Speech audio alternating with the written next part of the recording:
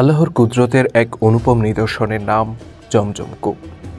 প্রতিদিন লক্ষ লক্ষ মানুষের তৃষ্ণা নিবারণ করে আসছে এই জমজমের পানি। তার এই ধারা বিরতিহীনভাবে বয়ে আসছে হাজার হাজার বছর ধরে। না এই জলধারা একদিনের জন্য বন্ধ হয়েছে, না তার গুণের এতটুকু পরিবর্তন ঘটেছে। আল্লাহর এক অলৌকিক নিদর্শন হয়ে হাজার হাজার বছর ধরে বেঁচে আছে জমজম কূপ।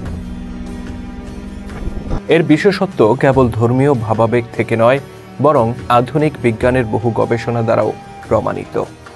আমাদের আজকের ভিডিওতে আমরা জানব আল্লাহর কুদরতি নিদর্শনে পূর্ণ এই জমজম কূপের এমন 5টি বিস্ময়কর বৈশিষ্ট্য সম্পর্কে যা পৃথিবীর আর কোনো পানিতে নেই। শেষ পর্যন্ত থাকুন আমাদের সাথেই।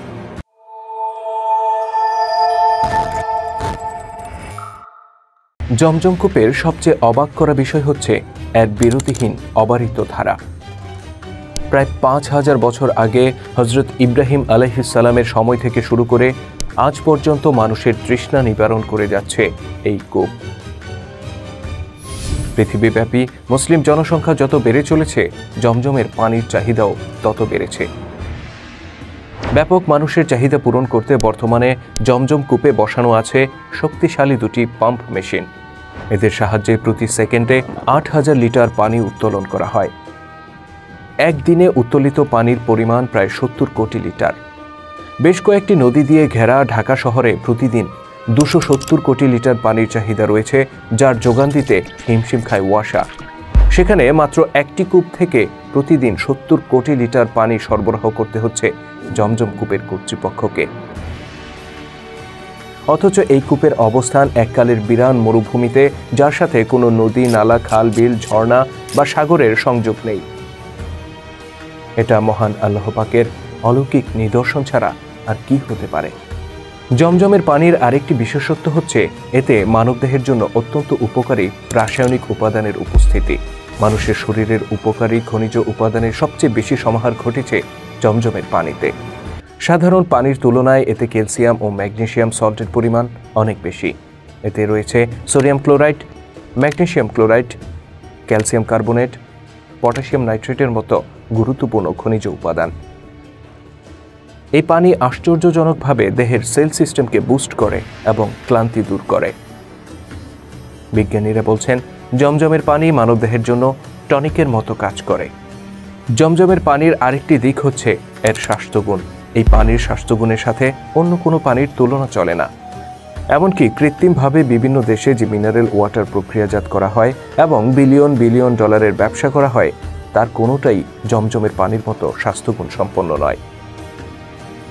মানবদেহে অতিরিক্ত অ্যাসিড উৎপাদন, গ্যাস্ট্রিক আলসার সহ বিভিন্ন হৃদরোগ নিয়ন্ত্রণ করতে সক্ষম এই জমজমের পানি। এতে ফ্লোরাইডের উপস্থিতি থাকায় এর রয়েছে নিজস্ব জীবাণুনাশক ক্ষমতা। ব্রিটিশ স্বাস্থ্য মন্ত্রণালয়ের অধীনে নটিংহাম বিশ্ববিদ্যালয়ের খাদ্য ও পুষ্টি বিভাগের এক গবেষণায় প্রমাণিত হয় জমজমের পানি মানুষের স্বাস্থ্যের জন্য শক্তিবর্ধক বা টনিক হিসেবে কাজ করে।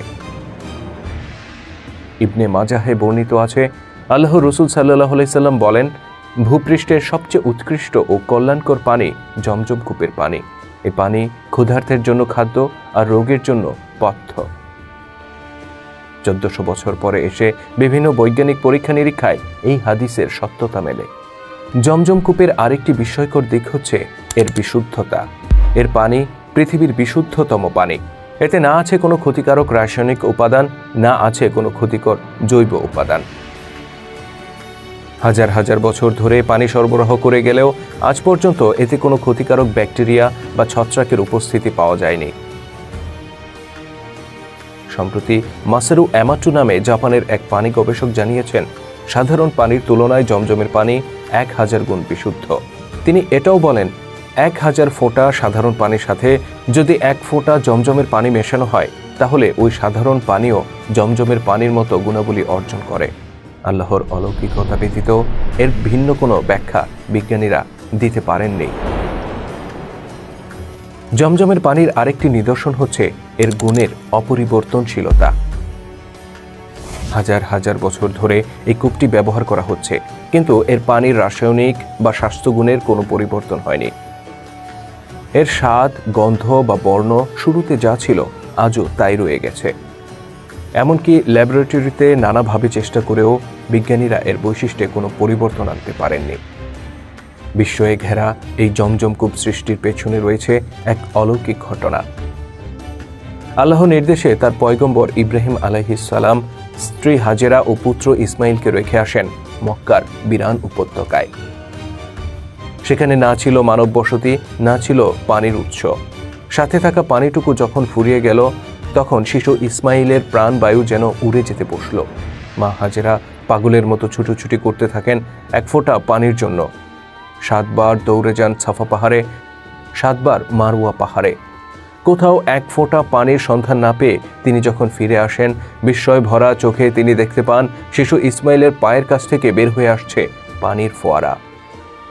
অতঃপর তিনি পুত্রকে পান করান এবং নিজেও প্রাণ ভরে পান করেন সেই পানি। জমজমের পানি যখন উপচে পড়ছিল, তখন মা হাজেরা ওই ফোয়ারার চারপাশে মাটি ও বালু দিয়ে বাঁধ তৈরি করেন। অতঃপর বলেন, জমজম, অর্থাৎ থেমে যাও। আর তখনই থেমে যায় উপচে পড়া পানির স্রোত। সেই থেকে এর নাম জমজম। হাজার হাজার বছর ধরে এই বহমান ঐশী ফোয়ারা যেন আল্লাহ তাআলার করুণা ও কুদরতের এক জীবন্ত সাক্ষী হয়ে আছে। আল্লাহ তাআলা আমাদের সবাইকে তার করুণা ও কুদরত উপলব্ধি করার তৌফিক দান করুন। আমিন।